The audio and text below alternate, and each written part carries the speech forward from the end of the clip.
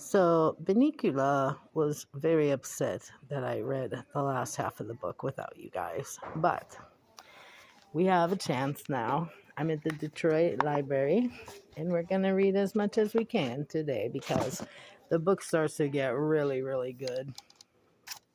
Are you ready? Oh, sorry. Let me get position here. Aha, Chester said. But what area of the Carpathian mountain region? Area? What's an area? I looked at him blankly. Transylvania, he cried triumphantly. And that proves my point. What point? What are you talking about? And don't forget the white tomato. That's most importantly of all. This book, my mask is in the way. But what? This book, said Chester, disregarding me, tells us just what we need to know.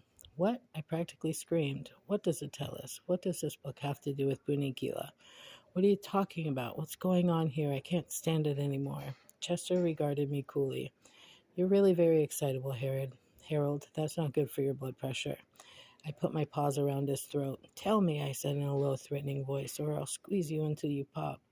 Okay, don't get upset. Now, this book tells you everything you've always wanted to know about vampires, but were afraid to ask.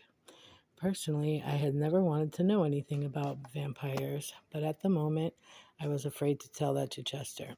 I still don't understand what vampires have to do with our little furry friend. One, Chester said, vampires do not sleep at night. They sleep only during the day.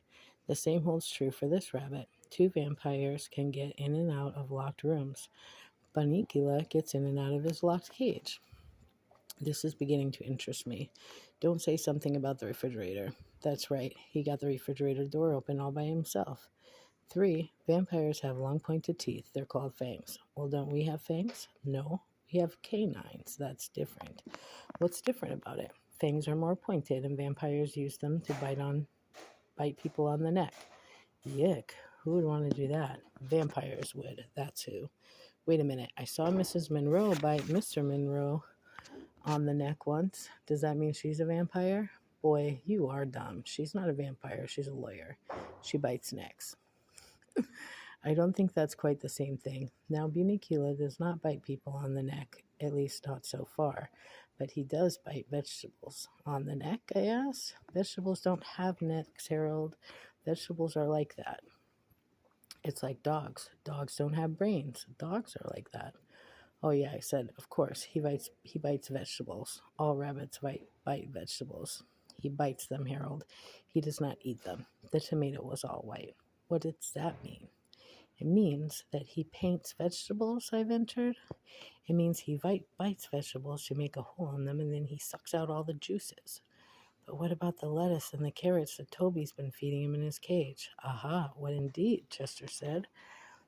Look at this. Whereupon he stuck his paw under the chair cushion and brought out a flourish assortment of strange white objects. Some of them looked like unironed handkerchiefs, and others didn't look like anything I'd ever seen before. What are they? I asked. Chester smiled. Lettuce and carrots, he said. White lettuce and carrots. I found them hidden behind his cage. I was aghast. What did it all mean? Could Chester be right? Was this harmless-looking little ball of fluff really a vampire? Then Chester let out a yelp. Look, he said, this cage is empty again. Oh, we're fools. We've let him get out of our sight. It's your fault. My fault? You're the one who took 20 minutes to sit down. Well, if you hadn't knocked me off in the first place. Wait a minute. Why are we arguing? Let's find Bunnicula. Just then, we heard a click in the kitchen.